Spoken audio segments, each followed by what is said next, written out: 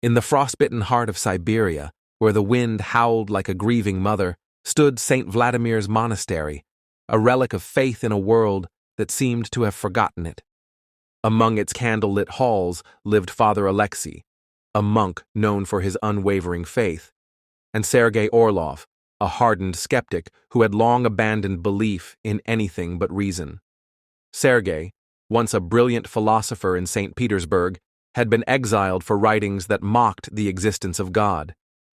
Now he was forced to live among the monks, performing menial tasks in silence.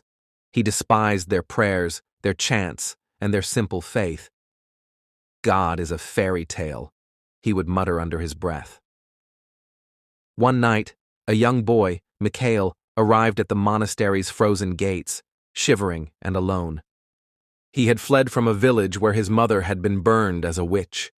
The monks took him in, but he spoke little, his eyes hollow from the horrors he had seen.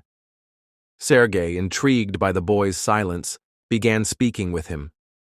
"You've seen the cruelty of the world, haven't you?" he asked. "How could any god allow such suffering?" Mikhail hesitated. "If there is no God, then why did my mother tell me to pray before she died? Why did she smile, even as the flames took her?" Father Alexei, overhearing, placed a gentle hand on Mikhail's shoulder.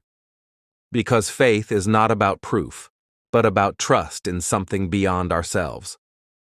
Sergei scoffed. "Let's make a wager, Father.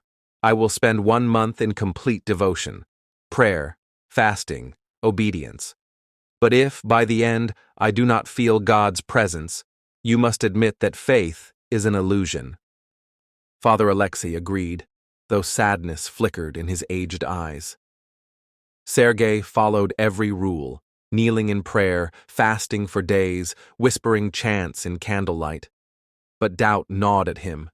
The silence of the monastery felt like an abyss, and no divine presence filled it. One night, a snowstorm buried the monastery in ice. Mikhail fell dangerously ill, his small body trembling with fever. The monks prayed, but Sergei stood at the boy's bedside, eyes burning. "Enough of this nonsense," he shouted. "God will not save him. We must act." Defying the monks, he carried Mikhail through the blizzard to the nearest town, his breath ragged. He barged into a doctor's home, demanding medicine. "I will not let this child die for a belief in empty heavens." Mikhail recovered, but Sergei returned to the monastery with frostbitten hands. He glared at Father Alexei. "I saved him, not God." Father Alexei nodded. "And yet you carried him through the storm. Why?" Sergei hesitated. "Because I could not bear to lose him." "And that," Alexei whispered, "is faith, not in miracles, not in answered prayers, but in the unseen force that moves us to act beyond logic, love, hope, sacrifice." That night, Sergei sat in the chapel alone. The candles flickered, their glow trembling.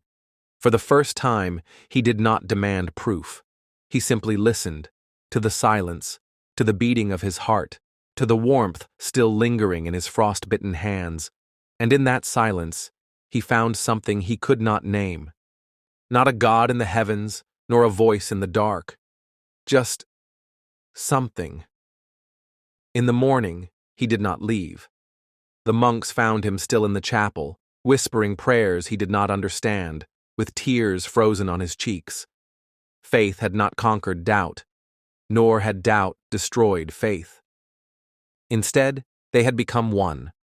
Faith is not the absence of doubt, nor is doubt the enemy of belief.